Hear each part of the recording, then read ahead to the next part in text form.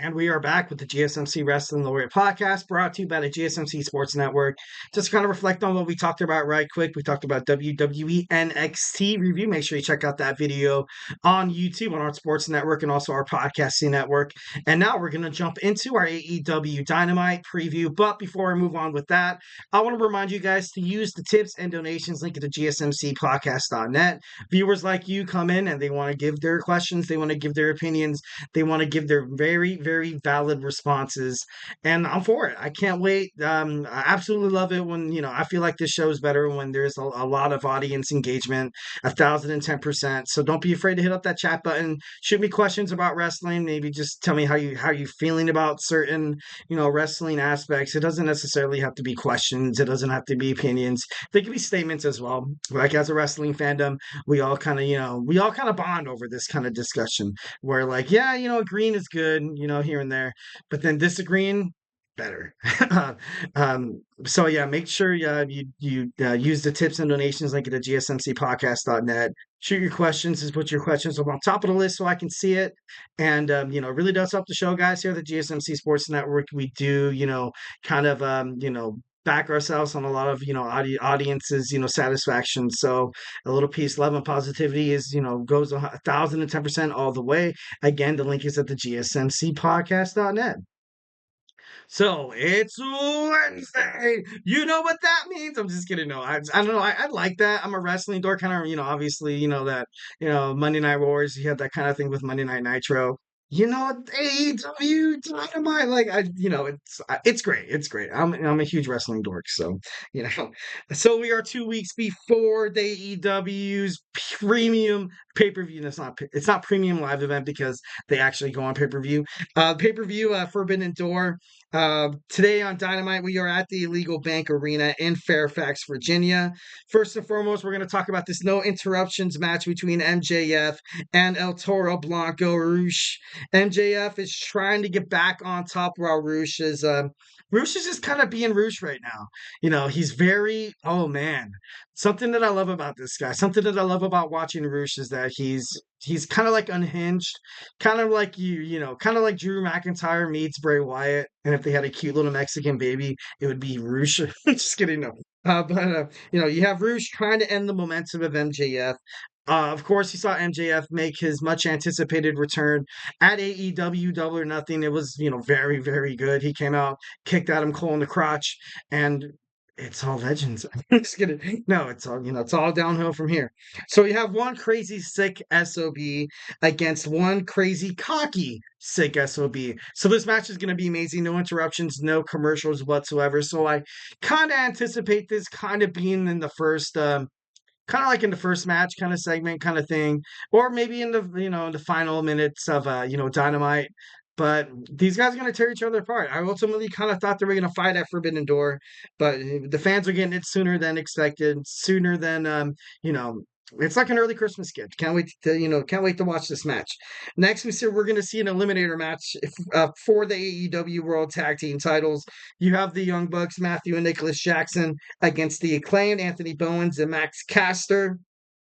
And all I really gotta say, and I'm like, I love the Young Bucks. I love the Young Bucks. Definitely, a tag team that I've grown to like. Watching the independent circuit, someone that's kind of, someone that's not part of like your cliche.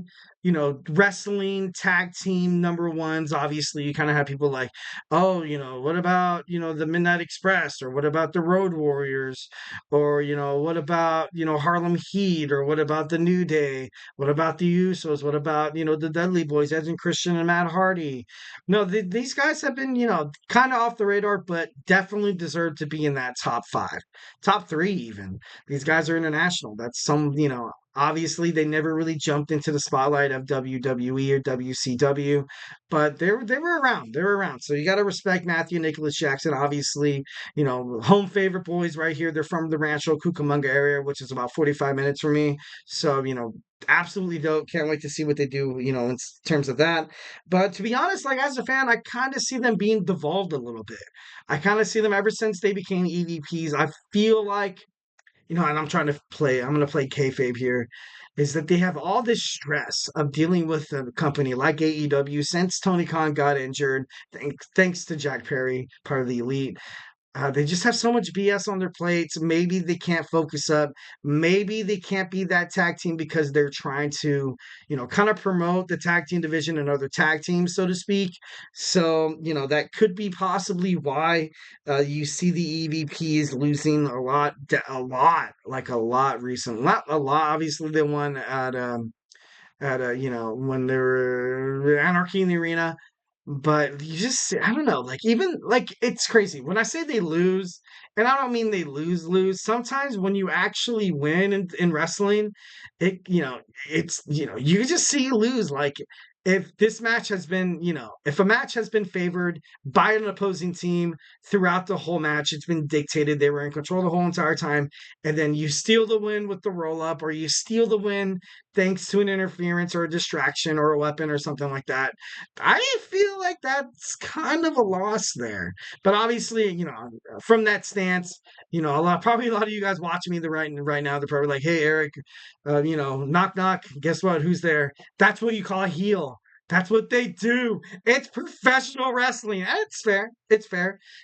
Obviously, if you feel that way, hit me up in the chat section.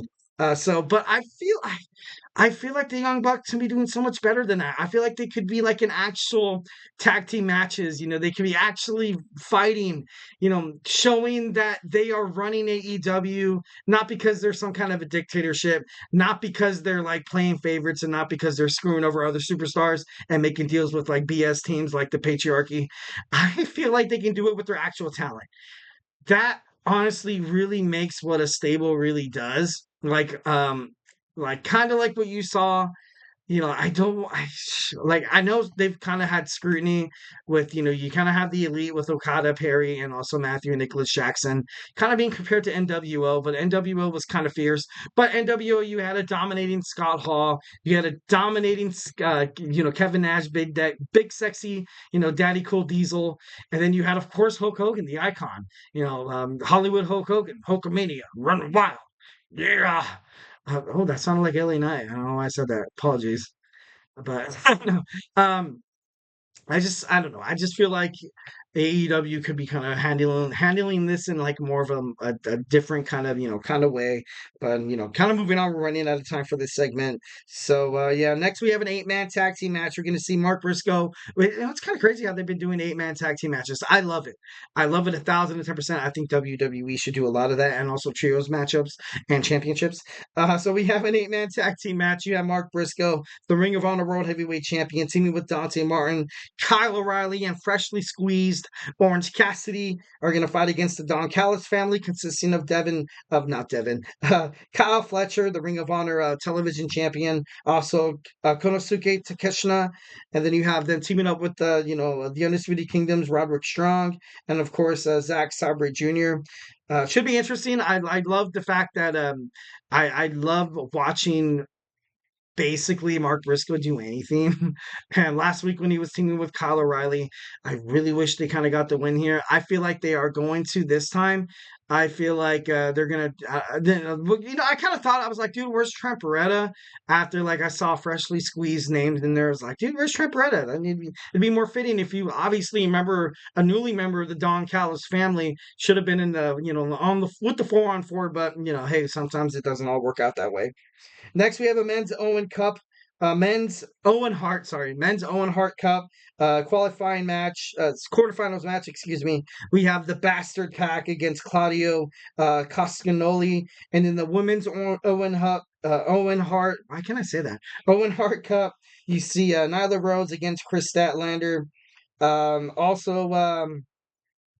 We were going to see an AEW Women's World, Championship contract signing between the timeless Toni Storm and Mina Shirakawa. Obviously, you have Mariah May still kind of lingering in the wakes, kind of being stuck between these two superstars that she admires so much. Also, we have Swerve Strickland will come face to face with Will Ospreay. Should be awesome. Should be crazy. Obviously, a lot of promos. This not pay-per-view. You have 2 weeks until the Forbidden Door pay-per-view, so you can expect this 2 weeks of AEW Dynamite, Rampage, and Collision to kind of just be promos after promos, like bangers after bangers after bangers. Also, something on like a side note I'm gonna share, because I feel like right now AEW, I feel like you don't really have to compete with the NHL playoffs. You don't have to compete with the NBA playoffs. You don't have to compete with WWE, TNA, Ring of Honor right now. Honestly, this Wednesday is yours. This, I feel like AEW Dynamite needs to be spectacular. I just because right now you kind of have all the attention on you. Like, even if you're not a fully developed AEW fan, and if you kind of dabbled on it a little bit, you're gonna be kind of like watching it and be like, oh man, what do I watch now? Oh, it's 8 o'clock. You know what that means, AEW Dynamite. So I'm just kind of thinking from like a business perspective. I think this is gonna be a huge night for them. Obviously, I'm gonna see a lot of promos from men's and women's superstars in AEW in the locker rooms, kind of declaring their qualifying matches for the Owen Hart Cup.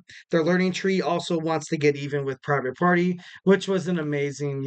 I thought that was an amazing segment. Can't wait to see what happens with Chris Jericho. Can't wait to see what happens with their learning tree. So guys, do not go anywhere. Hope you guys are enjoying the show.